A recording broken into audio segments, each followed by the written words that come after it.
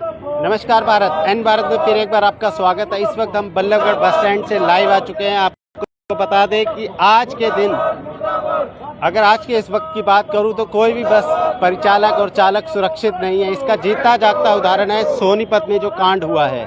उसे कांड न कह के एक हत्याकांड कहा जाएगा। जब परिचालक एक बस चलाता है तो उसके साथ लाखों हजारों लोग होते हैं एक तरह से बसों में। एक बस के अंदर 50 से 60 लोग होते हैं। उसकी पूरी जिम्मेवारी परिचालक और चालक के ऊपर होती है। मगर जब चालक उनकी ज़िंदगी बचाने के लिए किसी से बात करता है और बोलता है तो उसका हाल क्या होता है आपके सामने है। देखते हैं, यहाँ पे प्रदर्शन किया जा रहा है जो सोनीपत में हुआ है। बात करेंगे हम। इंकलाब जिंदाबाद। क्या नाम क्या है आपका? मेरा नाम रविंद्र नागर है। रविंदर जी, जो सोनीपत में हुआ, क्या पूरा हादसा था? कोई जानकारी है आपको? जानकारी है। क्या? दरअसल हमें कुछ जानकारी थोड़ी देर से लगी। ये परसों का हादसा है और ये साथी हमारा बस में सफ़र कर रहा था। सोनीपत डिपो की गाड़ी थी और नाम क्या था उनका? जगवीर नाम था उसका। अच्छा। उनके बस में चंडीगढ़ से आ रही थी गाड़ी दिल्ली। उसमें एक गाड़ी थार जो आई है जीप, उसमें कुछ लोगों ने आगे गाड़ी के आगे आके कुछ टॉन्टिंग बाजी की और एक दो बार ब्रेक लिए। तो उन लोगों ने कहा भैया आप इस तरह से ना करें। फिर वो गाड़ी रोक के खड़ा हो गया। उतर के उसके पास में गए तो उन्होंने गाड़ी रोकने के बाद तुरंत ही जाते उनको बदतमीजी करी और कुछ शब्द कहते ही गाड़ी उनके ऊपर चढ़ा दी और जगबीर को वहीं बड़े दर्दनाक तरीके से कुचल दिया गया। उसका चेहरा बिल्कुल बिगड़ गया और इस घटना को सुन के उसके लड़के को पूरी जानकारी मैं नहीं कह सकता, को भी हार्ट फेल आया या हार्ट अटैक का दर्द आया। वो लड़का भी इस दुनिया से चला गया। तो दोनों बाप बेटे आप ये कहना चाहते हैं एक हादसे से, एक लापरवाही की वजह से दो जाने चली? हाँ, दो जाने चली गई हैं। तो दोनों बाप बेटे यहाँ नहीं रहे इस दुनिया में, यहाँ से चले गए हैं। और ये सिर्फ और सिर्फ एक, इसको दुर्घटना नहीं कह सकते आप, ये जानबूझ के हत्या की गई है और एक हत्या के साथ में दूसरी हत्या और जुड़ गई है। ये उन्हीं के कारण हुआ है, अन्यथा उसका अच्छा भला हंसता खेलता परिवार था। वो अपने रोडवेज में नौकरी कर रहा था। तो एक जिम्मेवारी बनती है। हमारा कुछ ये नहीं है कि हम किसी से कुछ मांग मुद्दे कर रहे हैं। आप ही बताइए, रोड पे इस तरह की घटना होगी, अगर रोडवेज का कर्मचारी ड्राइवर हो या कंडक्टर हो, 50-52 लोग होते हैं, अगर इस तरह से लोग कर्मचारियों को मारेंगे तो कौन रोड पे जाएगा, कौन गाड़ियाँ चलाएगा? जो गाड़ी में 50-60 लोग होते हैं उसकी जिम्मेवारी चालक और परिचालक की होती है जी। अगर ऐसे हादसे होंगे तो क्या परिचालक उन्हें बचाने की कोशिश करेगा? आप एक बात बताइए, ये परिचालक और चालक ने अपनी धैर्य का, अपने दिमाग का परिचय देते हुए गाड़ी को रोका है। अन्यथा वो भी अपनी गलती कर सकते थे। वो गाड़ी में थार में साइड मार सकते थे, उससे कंपटीशन कर सकते थे।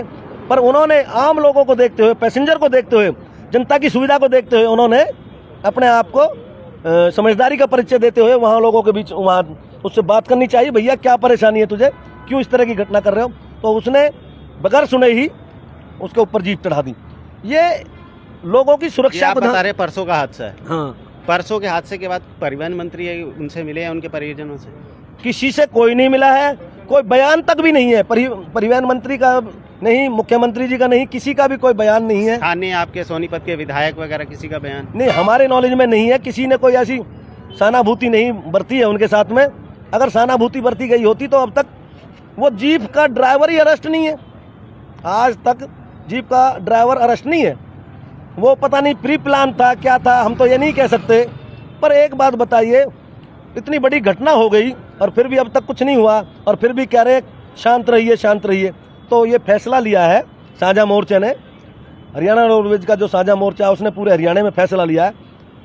और आज पूर्ण रूप से चंडीगढ़ से लेके, कालका से लेके और अपना रेवाड़ी तक, पलवल तक, पलवल में कुछ गाड़ियां, हाँ होटल तक, हरियाणा रोडवेज की सभी गाड़ियां बंद हैं। पूरे हरियाणा में बात की जाए तो हरियाणा रोडवेज आज शोकापूर्ण प्रदर्शन कर रहा है। हाँ, शोक, हम एक किस्म से प्रदर्शन क्या कर रहे हैं, हम अपने साथी का शोक मना रहे हैं और उस शोक में हम दरी बिछा के यहाँ बैठे हैं। तो आपके जो आला अधिकारी हैं जो कल भी फरीदाबाद में आए हैं जी, अगर आपको जानकारी है, जो नया बस स्टैंड NIT में है वहाँ पे आला अधिकारी आए हैं, उन्होंने कुछ किया? वीरेंद्र दहिया जी आए थे कल यहाँ, बिल्कुल, और उन्होंने कुछ नहीं करा। उन्होंने कहा है 2-3 दिन का टाइम दीजिए, हम करेंगे। 2-3 दिन के टाइम से क्या, आप एक बात बताइए, 2-3 दिन का अगर टाइम हम दे भी देते हैं, कम से कम ऐसी कार्रवाई तो हो, 3 दिन बाद तो देश छोड़ के चला जाएगा वो जिसने ये काम करा। 3 दिन बाद क्या यहाँ पावा ही नहीं इनको, जब यही पता नहीं है। आज तक ये कह रहे हैं हमें पता ही नहीं है कौन है, हम उसकी खोज कर रहे हैं। जब अब तक इनको खोज नहीं हुई, 3 दिन बाद क्या करेंगे? एक बयान नहीं आया किसी भी प्रशासनिक अधिकारी का, नहीं आया किसी सरकार का, नहीं आया ना किसी मंत्री का आया। किसी ने ये नहीं कि रोडवेज के साथ में घटना गलत हुई है, तो इससे बुरा और क्या होगा हमारे साथ में। कितनी उम्र रही होगी उनकी? उनकी उम्र कोई ज्यादा नहीं है, कितनी रही हो, यही 49, हाँ 49 मान लो, 50 तो नहीं है। उनके रिटायरमेंट के रह रहे थे अभी 10 साल। अच्छा, तो 49-50 ही होगी। हाँ, 58। मगर एक बात है कि मुआवजे का कुछ डिक्लेरेशन, जबकि कोई भी हादसा होता है उसी के तुरंत बाद ही हमारे माननीय मुख्यमंत्री ऐलान कर देते कि हम इतना मुआवजा दे रहे हैं। ऐसा कोई ऐलान? ऐसा कोई भी ऐलान नहीं है, बशर्ते हमारे साथियों ने ये रखा है उस पीड़ित परिवार को एक नौकरी दी जाए सरकारी, 50 लाख का मुआवजा दिया जाए। जो 4 साथी और वहाँ इंजर्ड हुए हैं, घायल हुए हैं, उनको भी 10-10 लाख रुपए का मुआवजा दिया जाए। ये हमारी इसमें मांग मुद्दे हैं और कुछ भी नहीं है। लेकिन आप तो सरकार के ऐलान की बात करें, उन्होंने तो इस पर कोई टिप्पणी भी नहीं करी है, एक बयान तक नहीं दिया किसी ने भी सरकारी। अगर इस तरीके से सरकार या प्रशासन की तरफ से कोई बयान नहीं आता है, कोई मदद नहीं आती है, कोई आगे नहीं आता है, तो किस तरीके से जो हजारों ड्राइवर जो चल रहे हैं हमारे हरियाणा के अंदर, जो अपनी जान जोखिम में डाल के दिन रात चलते हैं जी, तो क्या वो गाड़ी चला पाएंगे? देखो, ये तो हमारा दायित्व बनता है हम लोगों की को उनके गंतव्य स्थान तक सुरक्षित पहुंचाएं। लेकिन अगर इस तरह की रही तो हम अगला जो कदम होगा वो निर्णायक होगा, ऐसे नहीं छोड़ेंगे हम। हमारी कोई जवाबदेही जब तक सरकार नहीं लेगी सुरक्षा की, हम ये अगला जो फैसला आएगा तब तक यहाँ दरी पे बैठे रहेंगे। जब आप लोग अपनी ड्यूटी पे जाते हैं तो आपके परिजन भी फिर चिंताग्रस्त रहेंगे कि क्या हादसा हो सकता है, क्या हो सकता है, क्या नहीं हो सकता। जो हादसा सोनीपत में हुआ तो पूरे जितने भी हरियाणा, मैं एक बात तो और बता दूं आपको, सोनीपत डिपो की गाड़ी थी, सोनीपत का हादसा नहीं है, ये दिल्ली बॉर्डर का हादसा है। लगता है साथ में सोनीपत। हाँ, सोनीपत डिपो की गाड़ी थी और सोनीपत साइड में ये बराबर में। हम तो ये मान रहे हैं ये हो सकता है प्री प्लान हत्या का षड्यंत्र हो। मगर एक ड्राइवर जो रोडवेज की गाड़ी चला रहा है उससे क्या षड्यंत्र होगा? मैं अब ये क्या कही जा सकती है। आप घर से निकल के आए हो यहाँ, किस मकसद से आए हो हमें क्या पता, आपके पीछे कौन खड़ा है। हत्या है तो किसी तरह से, मान लिया पिस्टल निकाल के, छुरी निकाल के लोग मार देते हैं, ये भी उसी तरह का है। एक हादसा हो जाना, एक्सीडेंट अलग चीज होती है, इस तरह का नहीं होता। अब आप खड़े हो पीछे से बस लेके आए, हमारे ऊपर चढ़ा जाए तो ये तो बड़ी घटना है।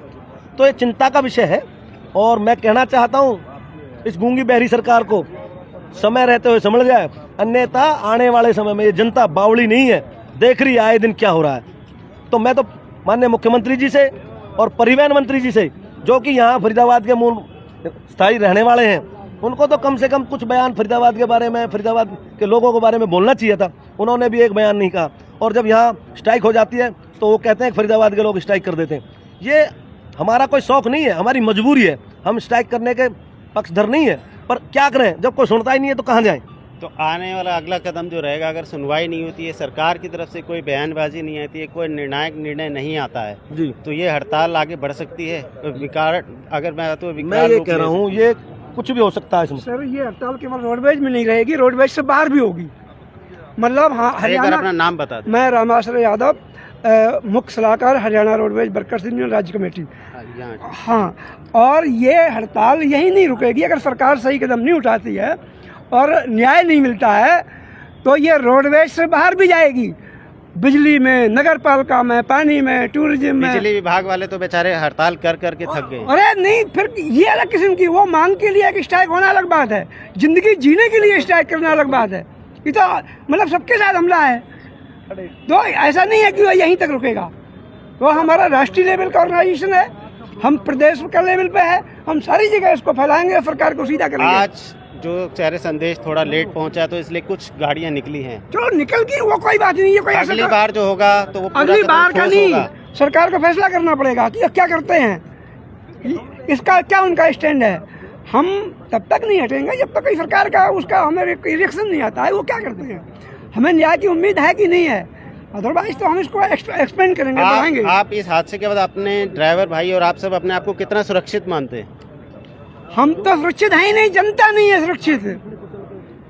और मेरा ये साफ साफ आरोप है कि हरियाणा की सरकार उनको बचा रही है, अदरवाइज ऐसी कोई वजह नहीं है कि ये कहीं से कहीं इनको ईडी सीबीआई सबको ढूंढ लाती है और वो दिल्ली के नजदीक नहीं पकड़ रहे। वहाँ सीसी कैमरा लग रहे होंगे, गाड़ी लग रही होंगी, सारा कुछ होगा। बॉर्डर है वो एक, हाँ, कैमरे वो तो लाजिम है कि कैमरे लगे होंगे बिल्कुल बॉर्डर के अंदर। बिल्कुल। वो कुंडली तो बहुत व्यापारिक जगह है, वहाँ बहुत सारी चीजें हैं। वो जानबूझ के हरियाणा की सरकार उन गुंडों को बचा रही है। यो सेम ऐसा मामला है लखीमपुर खीरी की तरह से। वो भी थार गाड़ी थी, उसमें देश का गृह राज्य मंत्री का लड़का था, इसमें भी किसी को पाएगा पक्का। इसलिए मेरा ये सीधा आरोप है सरकार उनको बचा रही है।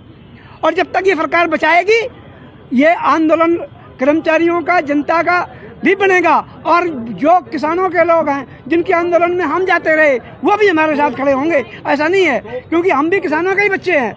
हमें ये मार के हरियाणा में सरकार नहीं चला सकती। चलिए, बहुत बहुत धन्यवाद। जैसे कि आप देख सकते हैं कि यहाँ पर प्रशासन पे आरोप लगाया जा रहा है, बताया जा रहा है कि कहीं ना कहीं राजनीतिक दबाव भी है। इस घटना के बाद उन्हें आज 3 दिन तक गिरफ्तार नहीं किया गया है। आगे रोडवेज ने बताया कि अगर इस तरीके से सरकार कोई टिप्पणी या इस पर कोई भी विशेष निर्णय नहीं लेती है तो ये आंदोलन आगे बढ़ सकता है और पूरा हरियाणा हड़ताल पे जा सकता है, बस स्ट्राइक पे जा सकती है, जिसका खामियाजा सरकार को नहीं आम जनता को भुगतना होगा, जो इमरजेंसी में इधर से उधर जाते हैं। जब बसें नहीं चलेंगी तो गांव के लोग कहीं नहीं पहुंच पाएंगे, जिसका खामियाजा जनता भुगतने के बाद सरकार